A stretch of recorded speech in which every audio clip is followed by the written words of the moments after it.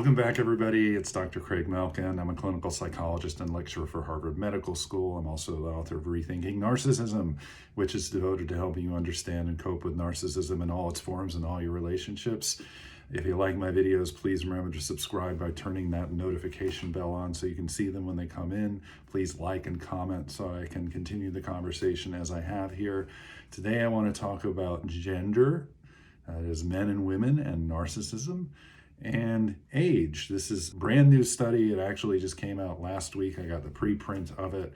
I can geek out about these things a little bit because it includes 250,000 people. It's 250,000 people involved in this study. And what they did is they looked at different kinds of narcissism and asked these questions, like how does it play out in men and how does it play out over time? And so I'm going to go over that today. They started by collecting 8 different measures, one called the Pathological Narcissism Inventory, the Narcissistic Personality Inventory, something called the NARC, which is the Narcissistic Admiration and Rivalry Questionnaire. And their first line of exploration was, how do these things relate? And the answer, and this has happened before, is not great. This is one of the take-homes, is these measures don't really cluster all that well. They all seem to measure slightly different aspects of narcissism. But here's one of the really interesting things that came out.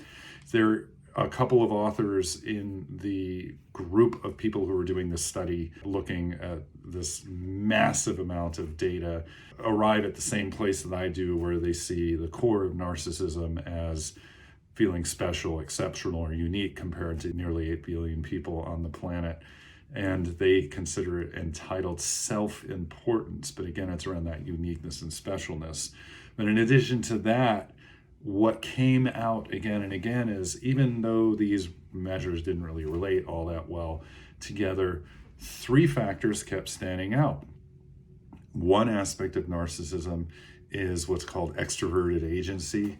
And it only relates to healthy stuff. This is an overlap with the whole idea of healthy narcissism. People are outgoing and they believe that they can be leaders. And in other words, they feel special enough to kind of put themselves out there. None of that was anything bad. The really bad stuff was what's called antagonism, exactly what you think it is. And these are people who are very disagreeable and they tend to get into battles easily. And that antagonistic aspect of narcissism, that was one of the problematic ones, obviously. And then there was a neurotic narcissism. This is more related to measures like hypersensitive or covert or vulnerable narcissism. The people are shy, avoidant, anxious, but they tend to feel inwardly grandiose. They believe themselves special by virtue of their pain or being misunderstood, right? That's covert narcissism. And then the more extroverted, outgoing, antagonistic, that related more to overt narcissism. The second key takeaway, besides how all of these things cluster into those 3 factors, is that, as has been seen in many, many studies before, this study replicated the finding that men are more narcissistic than women across all these measures. It didn't matter which measure they were looking at, except for the measures that tapped more into that neurotic or vulnerable or anxious, or I'm so special in ways that people don't understand me, that vulnerable narcissism. Not a huge difference there. I don't even think it was statistically significant. But overall, slightly more men than women narcissistic. And then the age findings, as people age, what happens to their narcissism. A number of the analyses showed what's called a quadratic relationship. And all that means is it's not straightforward going up and up and up. It starts out lower, it peaks in late adolescence, early adulthood, and then comes back down in later age. There's a mystery that this introduces, of course, because many people have an experience with somebody who's extremely narcissistic in their life, and they seem to get worse with age. But there is an explanation for that. Although there are any number of factors that may actually cause narcissism to come down, including needing to start a family, having more communal or community-oriented concerns in order to fit in and survive, that all push people away from that more nasty, combative, agency, embattled aspect of narcissism and more towards being connected and trying to be part of a larger group.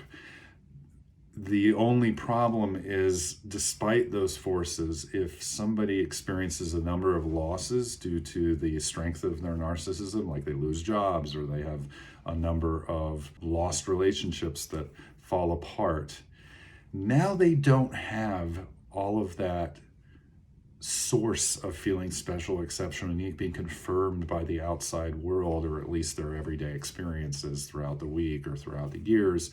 All of that has been sort of pulled away from them because of the struggles that they faced.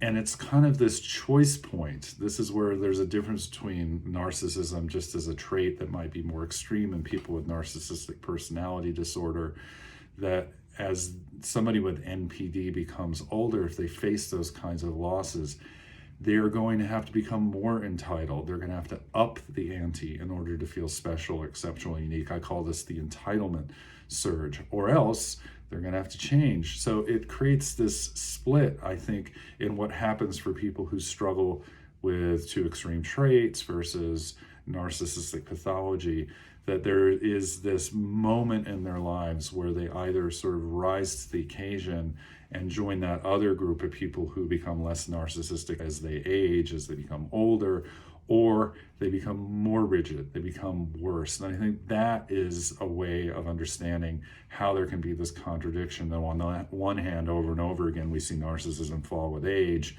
and on the other, everybody has had encounters with somebody who, as they've gotten older, the more narcissistic they are, the worse it is dealing with them. And I think that is because of that entitlement surge. So I hope that was helpful. If you like it, please give it a thumbs up. Again, like, comment, subscribe. I'll be back for more. Thanks, and I look forward to sharing more.